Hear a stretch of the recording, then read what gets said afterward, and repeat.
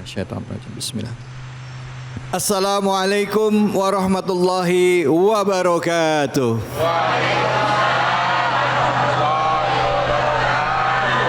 Ibu-ibu, apa kabarnya Bu? Alhamdulillah. Bapak gimana kabarnya Pak? Alhamdulillah. Hari ini senang banget kita bisa ketemu di sini ya, di Masjid Nurul Mukmin. Dan sebelumnya izinkan saya menyapa ibu-ibu dan juga pemirsa yang ada di rumah. Bagaimana kabar Anda semuanya? Semoga kita semua dalam keadaan sehat walafiat ya. Dan hari ini ibu-ibu, bapak-bapak dan juga pemirsa di rumah, kita bisa silaturahim di acara yang selalu dinanti-nantikan setiap akhir pekan ya, Sabtu dan Ahad, yaitu Cahaya Hati Indonesia. Dan seperti yang tadi sudah saya sampaikan, hari ini kita hadir di Masjid Nurul Mukmin di Depok ya, di Depok. Depok. Mari pertama-tama kita panjatkan puji syukur atas kehadirat Allah Subhanahu wa taala. Tidak lupa kita berikan salawat dan salam kita kepada junjungan kita, manusia yang mulia, Nabi besar Muhammad sallallahu alaihi wasallam, beserta keluarga, sahabat dan umatnya yang setia hingga akhir zaman. Bu. Ada yang suka ngerumpi nggak? Ada. Mana orangnya? Kalau ngomongin orang itu kadangkala yang nggak kepengen ngomongin, begitu ada yang jadi nular Bu. Betul apa betul? Saya emang nggak ikutan, tapi kupingnya ngedengerin terus ya. Nah, inilah yang kadang terjadi di sekitar kita ya. Tema bahasan kita nanti akan bicara mengenai itu ya. Tapi apa bahasannya nanti akan dibahas lebih dalam sama guru-guru kita yang sudah hadir di kesempatan berbahagia ini. Izinkan saya untuk mengucapkan salam hormat dan takzim saya untuk Ustadz kita yang sudah hadir, yaitu Dr. Yusuf Baihaqi. Beliau adalah pengajar di Universitas Islam Negeri Raden Intan Lampung. Beliau adalah dosen ilmu tafsir. Assalamualaikum warahmatullahi wabarakatuh. Bagaimana kabarnya Ustadz? Boleh dipegang mic-nya? Alhamdulillah sehat. Masya Allah, terima kasih sudah meluangkan waktu dari Lampung untuk datang ke sini. Masya Allah. Bu, ini sama ahli tafsir loh Bu. Bu.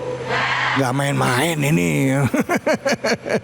Baik, sesudah itu ada guru kita Ustadz Randy Tanjuang. Saya menyebutnya Uda nih, jadi Tanjungnya langsung Tanjuang. Ustadz Randy Tanjung, beliau ini pengajar di Pondok Pesantren Latahzan ya, dan juga di beliau Latansa. Ya? Pondok Pesantren Latansa. Oh, Latansa ya, Latansa. Dan beliau ini juga menjadi duta dai di Hong Kong ya. Masya Allah, dari ambasador Hong Kong. Luar biasa, Masya Allah. Bangga juga saya Bu, orang Minang ya Bu ya. Ada yang begini. Ada orang Minang di sini Bu? Nggak ada? Oh nggak ada ya, orang Depok semua di sini. Dan di sebelah beliau hadir guru kita, yaitu Ustadz Blangkon Loreng ini. Assalamualaikum warahmatullahi wabarakatuh. Waalaikumsalam warahmatullahi wabarakatuh. Ya Allah, bangga lihat tentara ya Bu, ada yang dai ini Bu, luar biasa. Ini udah bukan pertemuan yang pertama kami sama beliau nih, sudah kesekian kali, yaitu Ustadz Rohim Hadi Anwar. Assalamualaikum, berkah selalu ya Ustadz ya. Alhamdulillah. Masya Allah. Baik, sebelum kita mendengar kajian dari guru-guru kita, saya akan ajak pemirsa yang ada di rumah yang hari ini lagi asik nonton Cahaya Hati. Kita simak sama-sama, ada sebuah tayangan yang sedang viral, tapi kita nggak ngomongin gosipnya, kita ngomongin gimana kita menyikapinya. Hanya di sini Cahaya Hati. Ini dia. Pemirsa, beberapa waktu lalu jagat entertainment dihebohkan dengan kasus dugaan perselingkuhan, di mana sang pria yang sudah memiliki istri diduga berselingkuh dengan seorang wanita idaman lain. Kasus terus bergulir, diawali dengan pengakuan sang istri sah yang membeberkan bukti-bukti perselingkuhan yang dilakukan oleh suaminya. Mulai dari bukti chat, transferan sejumlah uang, dan foto-foto. Udah. Jangan nonton lagi. Ini langsung pada cubit-cubitan tadi ibu-ibu. Tuhan, gue bilang juga apa? Enggak. Itu cuma contoh saja, tapi gimana kita menyikapinya ya. Bahwa dalam hidup ini kita manusia pasti ada kekurangan. Gimana belajarnya untuk membuka aib orang. Nah, untuk itu mari kesempatan pertama kami berikan kepada guru kita. Silakan Pak Dokter, fadhol. Bismillahirrahmanirrahim. Assalamualaikum warahmatullahi wabarakatuh. Waalaikumsalam warahmatullahi wabarakatuh.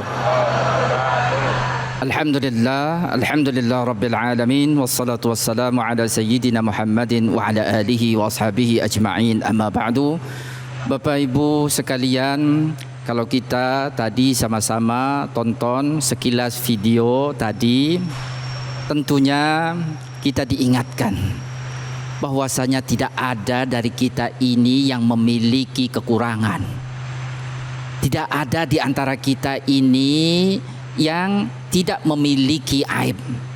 Semua dari kita memiliki kekurangan, semua dari kita ini memiliki aib.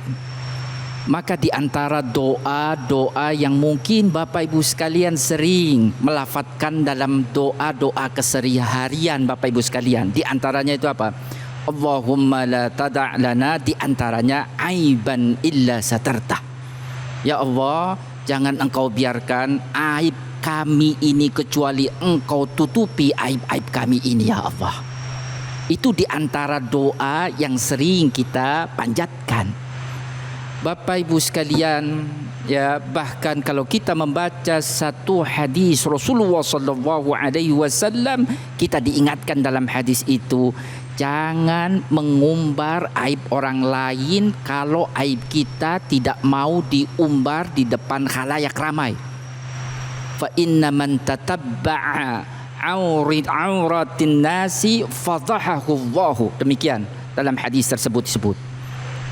Fa inna man tatabba'a auratin nasi fadhahahu Allah. Kata baginda Rasulullah sallallahu alaihi wasallam, barang siapa yang dia kerjaannya mencari-cari, ya, mengumbar aib orang lain, maka ingat Allah Subhanahu wa taala akan mengumbar aibnya.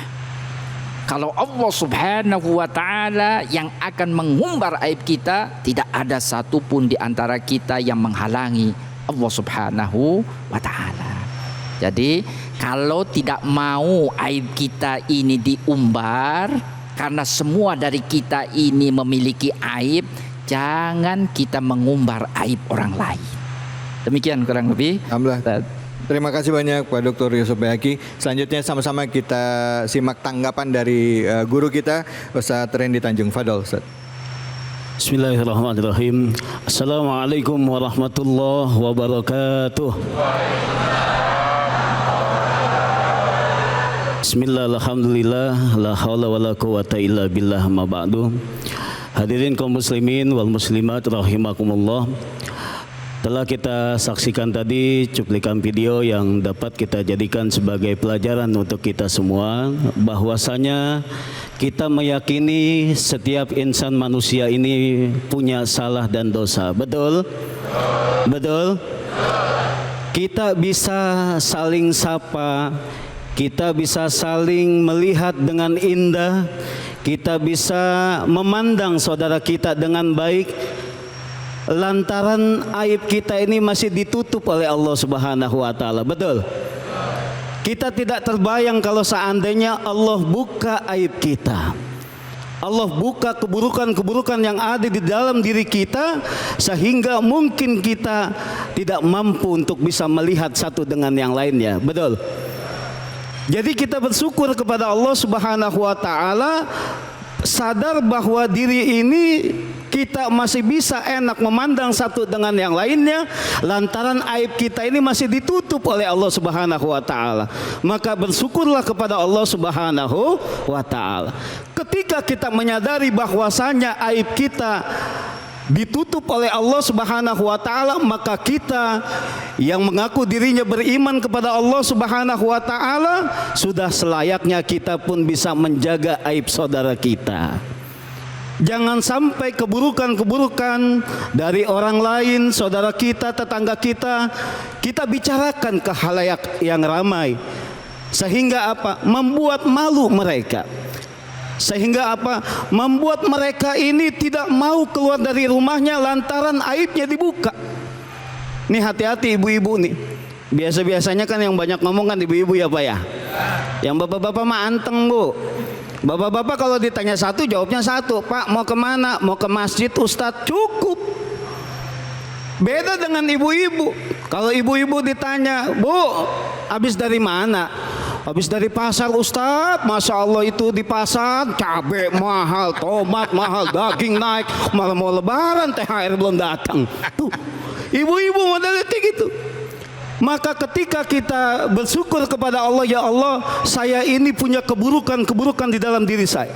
Saya ini punya kejelekan yang saya yakin kalau seandainya orang lain tahu keburukan saya, dosa saya, maka yang lain pun tidak mau untuk berteman dengan kita." Oleh karena itu, sebagai manusia yang beriman kepada Allah Subhanahu wa taala, hendaknya kita bisa menjaga aib saudara kita. Insya Allah, kalau kita mampu menjaga aib kita, keburukan dari keluarga-keluarga kita juga, saudara kita, tetangga kita, insya Allah aib kita pun akan ditutup oleh Allah Subhanahu wa taala. Terima kasih. Alhamdulillah, terima kasih banyak Ustadz. Selanjutnya mari sama-sama kita simak tanggapan dari Ustadz Blangkon Loreng. Silakan Ustadz, fadhol. Terima kasih. Assalamualaikum warahmatullahi wabarakatuh. Waalaikumsalam warahmatullahi wabarakatuh. Bismillahirrahmanirrahim. Alhamdulillah alladzi khalaqal insana 'allamahul bayan. Asyhadu an la ilaha illallah wahdahu la syarikalah al-malikul mannan. Amma ba'du. Allahumma sholli wa sallim wa barik ala sayyidina Muhammadin wa ala alihi wa ashabihi ajma'in. Ibu bapak jemaah yang dirahmati Allah Subhanahu wa taala, yang kami muliakan, yang kami hormati guru-guru kami, ada Kiai Yusuf Al-Baihaqi, wonten Kiai Randy Tanjung, wonten Kiai David Khalik. Sedaya jemaah yang dirahmati Allah Subhanahu wa taala. Bapak Ibu jamaah yang dirahmati Allah, Al-Fakir menanggapi Fiti tadi dimulai dari apa yang pernah disampaikan oleh Al-Imam Al-Lais As-Samarqandi. Beliau menyatakan bahwa termasuk golongan orang yang beruntung itu adalah qillatul qaul fima la yahtaju ilai. Orang yang sedikit bicara, bicaranya yang cukup dan yang perlu-perlu saja.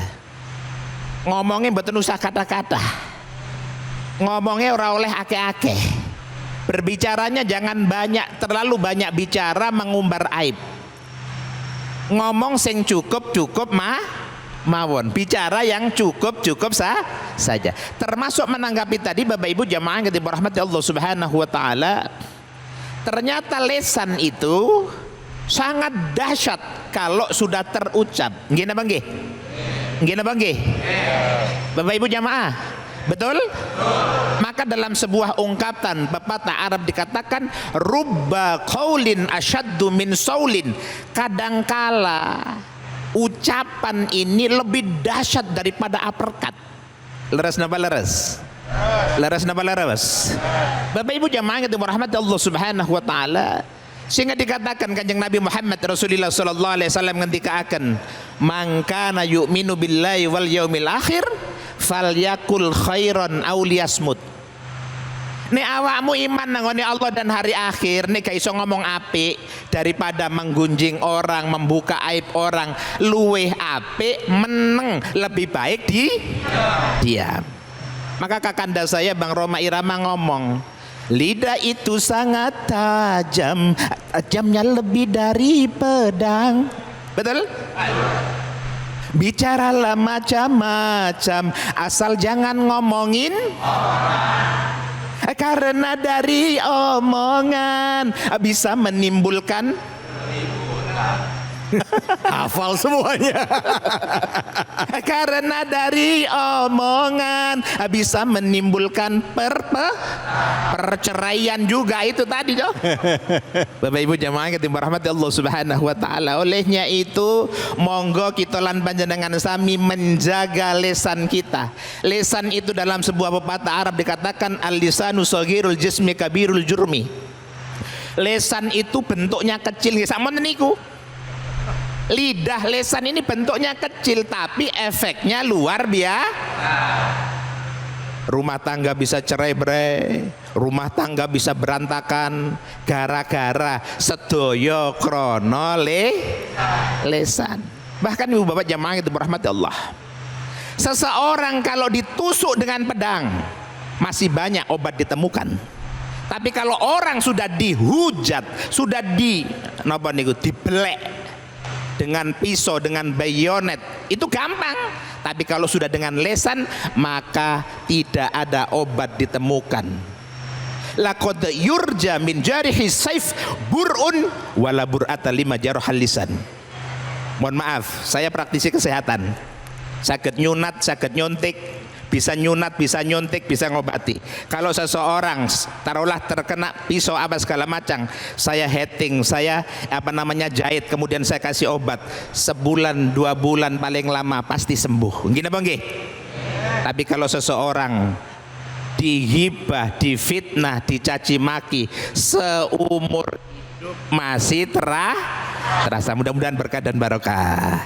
Mudah-mudahan berkah dan barokah. Makatan ihdinas siratal mustaqim. Wassalamualaikum warahmatullahi wabarakatuh. Waalaikumsalam warahmatullahi wabarakatuh. Bu,